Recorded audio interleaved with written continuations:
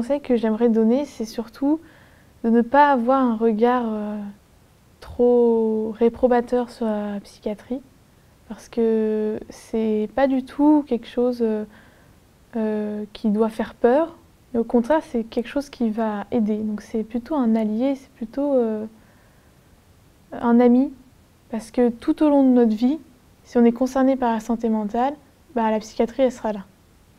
Elle sera là, on ne peut pas la rejeter, parce que si on la rejette, c'est nous qui allons avoir mal. Les conséquences vont retomber sur nous. Donc il faut vraiment la voir comme... parce qu'au début, j'étais vraiment très effrayée par ça. Même les psychologues, je me disais, oh, et lui, il voit un psychologue, mais oh là là, moi jamais j'en verrai.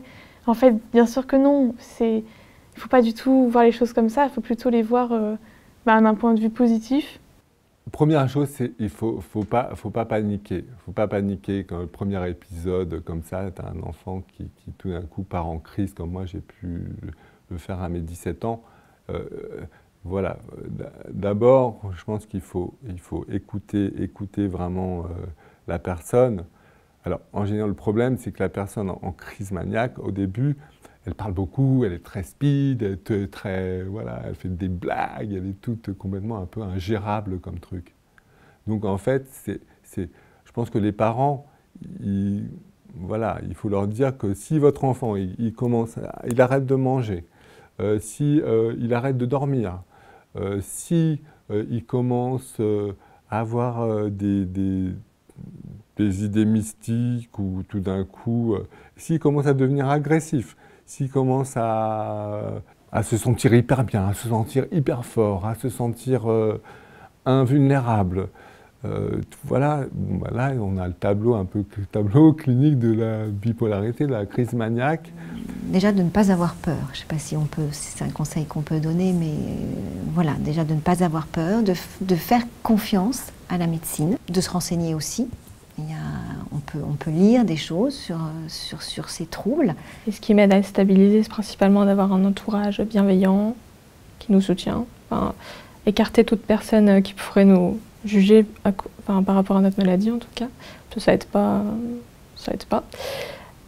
Sinon, du coup, voilà, avoir un suivi avec un psychologue, trouver un bon psychologue qui nous écoute. Et vraiment, tout au long de notre vie, avec le parcours qu'on a, voir la psychiatrie comme une aide précieuse qu'il ne faut surtout pas lâcher, parce que si on la lâche, ça peut avoir des dégâts monumentaux. Donc il faut vraiment tenir en main la psychiatrie, avoir confiance, ça c'est vraiment un mot très important, avoir confiance aux médecins, aux psychiatres, aux psychologues, avoir confiance à toutes les personnes du cadre médical et oser en fait aussi dire nos peurs, parce qu'il ne faut pas garder nos peurs à l'intérieur de nous, oser dire « oh là mais ça me fait un peu peur, oh là mais toujours avancer, toujours avancer ». Je dirais que moi ce qui m'a manqué parfois, c'est juste qu'on me prenne dans les bras et qu'on me dise « mais ça va aller, calme-toi, calme-toi ». Et même si, même si des moments j'étais dans la revendication, où j'étais en train de faire la comptabilité de toutes les années passées, de ce que j'avais souffert, de ci, de ça, parce que tout d'un coup on sort de soi-même, donc comme je disais, on est désinhibé, donc on dit plein de choses et tout. Et dans ces moments-là, ça fait peur, donc les parents, ils ont plutôt envie d'appeler les pompiers ou quoi, aux caisses. Je vais dire... bon, si votre enfant, votre fille ou votre fille, il part en crise vraiment fort, il ne faut pas hésiter 2 secondes, il faut appeler les pompiers. Voilà. Les pompiers, même s'il ne va pas être d'accord, il va se rebeller, il va être furieux ou furieuse, mais c'est les copains, les pompiers. Il faut les appeler et ils vont prendre en charge la personne parce que, voilà. Et je pense que dire aux parents, oui, je le redis encore, même si votre enfant il devient agressif, s'il vous rentre dedans, s'il vide son sac, s'il est horrible, tout ça, machin, de toute façon, voilà, essayez de le calmer, de l'apaiser et de lui donner de l'affection, au lieu d'avoir peur de lui.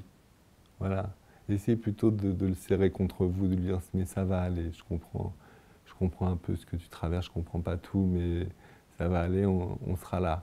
Et c'est toujours facile à dire, et l'exercice est est plus difficile, mais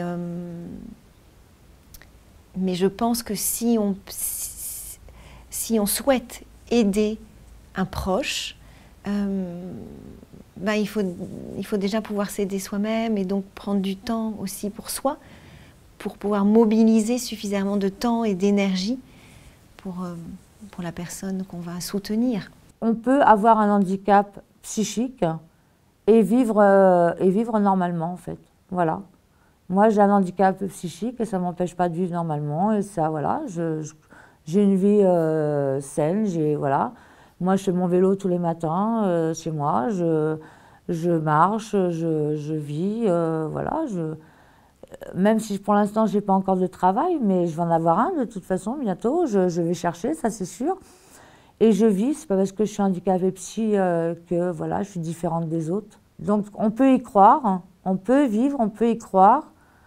Et je souhaite à tout le monde que ça marche et que ça aille. Voilà.